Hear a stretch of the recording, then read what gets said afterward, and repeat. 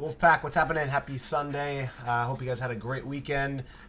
Shout out to Mike Smith for opening up his beautiful backyard and house for our pool party and everybody who showed up. Big thanks to you guys for coming out, hanging out, eating some tacos, getting some sunshine in, and just having a good time on the weekend, mingling with some Infernal people. So I had a great time. So big thanks to everybody who showed up. We're going to jump into our final week before Murph. So Murph is next Monday. We're going to have a 7 a.m. class and a 9 a.m. class. And then there's usually a crowd that comes in at 5 a.m., 5:30.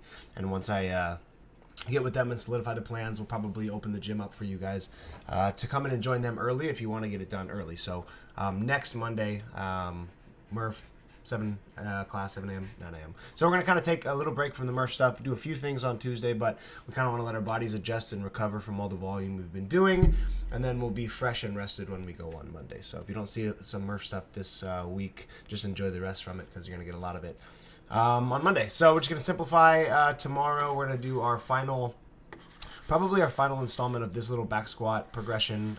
We might go back through it in a different manner, but 3 to 4 sets. We have decreased the reps again from last week's 4 to 6 reps. So your goal is to add a little bit of weight from that and maintain the same tempo down. Okay, we should be very comfortable with this tempo where we're controlling the tension all the way down. As soon as we hit the bottom, we're holding tight and then we're exploding out of the bottom. So again, if we weren't here, you need to choose a weight where if you are shooting for the 5 reps, you can get through 2, probably 2 pretty good, and then the final 3 are the tough ones. Since we have been progressing weight, this should be pretty challenging for the last few weights. If you're going for the 3, it should be pretty heavy. Where the first one is good, then the final 2 are pretty tough. So rest as long as you need if you are challenging yourself on the weight and really doing this 3-second down tempo. You're going to need a pretty good amount of recovery. I think these squats are going to be pretty fatiguing. So take as long as you need to get the volume and get the sets in, and it'll be good. Okay.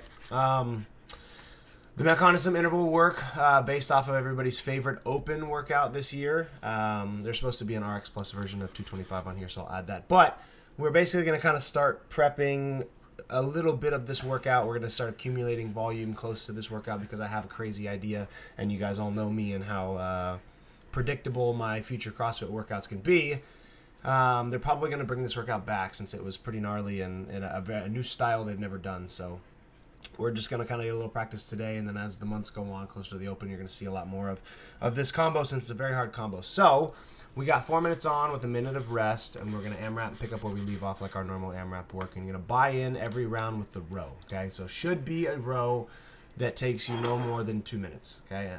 Even with the fatigue as the rounds go on, maybe 2:15 maximum, but we want to have enough time as we build up in this workout and we get to the higher numbers on the burpees especially. We have time to actually get through them in a round and get back to the deadlifts, right? The worst thing would be to do a 2.5 minute row and we're really tired and we get to the burpees, only have like a minute 15, and we have a set of 12 to do, and then we don't even get any deadlifts. We just spent the whole time doing burpees. So make sure whatever row distance we choose is 2 minutes or less, I would say, in the first 2 rounds for sure.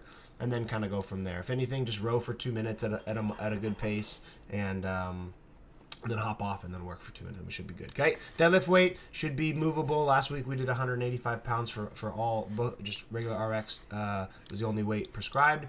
So same thing here. We should be able to go unbroken on the deadlifts for probably all the way up to 7 to 8.